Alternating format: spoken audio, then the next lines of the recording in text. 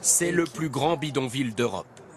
À perte de vue, des tentes, des cabanes et des abris montés à la hâte. Ce campement géant, nous l'avons sillonné et vous allez le voir, celle que les migrants surnomment eux-mêmes la jungle de Calais ressemble désormais à une petite ville. En quelques mois seulement, le nombre de migrants ici a triplé. Ils étaient 2000 au printemps dernier, ils sont 6000 aujourd'hui. Et ce qui saute aux yeux lorsque vous arrivez ici, c'est que ce n'est plus seulement un campement de fortune pour migrants, mais un village avec une vie de village qui s'organise. Dans l'artère principale, nous découvrons des magasins, des restaurants et même une église ou cette école avec des cours de français. Il y a aussi un coiffeur et des artisans. Afghan Shop, magasin afghan. Et juste en face, il y a une boutique, on va aller voir. Sans oublier, bien sûr, cette boulangerie, tenue par des Afghans. Combien ça coûte? Un pain, c'est 50 centimes. Mais vous ne prenez pas les repas des associations? Parfois j'y vais, mais pas tous les jours. Pourquoi? Parce qu'il y a trop de monde. On doit faire la queue pendant 2 heures pour manger. En quelques mois, une trentaine de commerces sont ouverts. On y trouve de tout, des chaussures de football aux promotions. Tiens, là, il y a un magasin, on va aller voir. Cette petite épicerie est tenue par Bachir, un Afghan. Il vit ici depuis 8 mois. Bonjour. Vous vendez quoi ici? Je vends des produits d'épicerie, des biscuits, des gâteaux, des œufs, des boissons fraîches. Où est-ce que vous les achetez?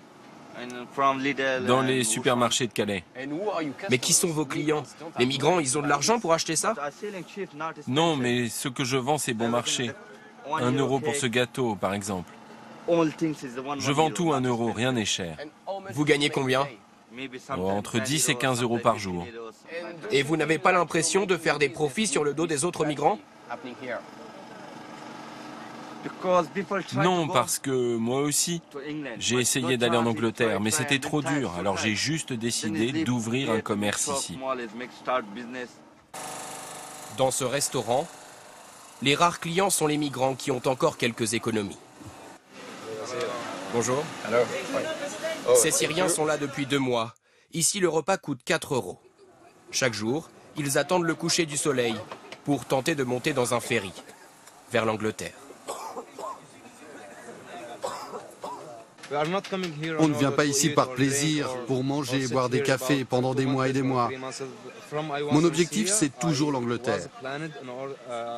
Quand je suis parti de Syrie, je me disais que j'allais passer en France 10 jours grand maximum, et qu'ensuite j'allais rejoindre l'Angleterre. Dans ce village, il y a même un chef, nous dit-on. Il s'appelle Alpha. Bonjour, je cherche Alpha. Je sais pas trop. Il doit être au fond, je pense. C'est chez lui en tout cas. Le chef le voici, un peu plus loin sur la route. Et il a du travail. Ce matin, les associations ont besoin de son aide. Comme souvent. Dis donc, je suis emmerdé, Alpha. Parce que j'ai le camion rempli de matelas. J'ai été distribué parce qu'il y a des nouveaux Syriens d'arriver là-bas. J'ai même pas pu ouvrir la première porte, j'ai eu l'émeute encore là. Je jure, Alpha, j'en ai ras le bol là. Dans ce quartier, Alpha connaît tout le monde. Alors c'est lui qui attribue les matelas aux plus démunis. Il n'y en a que 2, tu me dis? Oui, il y en a 2. C'est important de pouvoir s'appuyer sur des relais. On est obligé là, parce que là on peut plus rien gérer là. C'est devenu... Alpha est arrivé ici il y a 1 an. Il est mauritanien, mais vit dans le quartier des Soudanais. Comment c'est organisé? Bon, ça s'organise par les gens de même pays ou bien de même langue. Les Érythréens, les Afghans près du pont, les Égyptiens, il y a aussi des Afghans de l'autre côté, au centre aussi, et les Syriens au milieu. Cela fait 10 ans qu'il a quitté son pays. Aussi un peu le reste. Mon potager. Il y a vraiment des choses qui poussent ici. Donc. Voilà. Des tomates, vous les mangez parfois? Oui, ça c'est du bio. Pendant cette vie d'errance, il a même appris la peinture, en récupérant des toiles et du matériel auprès d'associations. Ah oui, d'accord, donc ça c'est tous les tableaux que vous avez peints? Ouais. Aujourd'hui, il a renoncé à l'Angleterre. C'est vous? Oui, là c'est moi qui ai peint un tableau et qui représente ici que ça va jusqu'en Angleterre. Mais moi je suis en France. J'ai demandé l'asile en France. Pourquoi vous avez renoncé à l'Angleterre? J'ai fait 10 ans de route, je suis fatigué, que je me repose. Voilà. Certains décident de rester, d'autres arrivent, encore et toujours. Le village ne cesse de s'agrandir. Ici, une quarantaine de migrants s'installent. Des associations les aident à construire leurs habitations pour l'hiver. Tout le monde se prépare à ce que la jungle de Calais dure encore longtemps.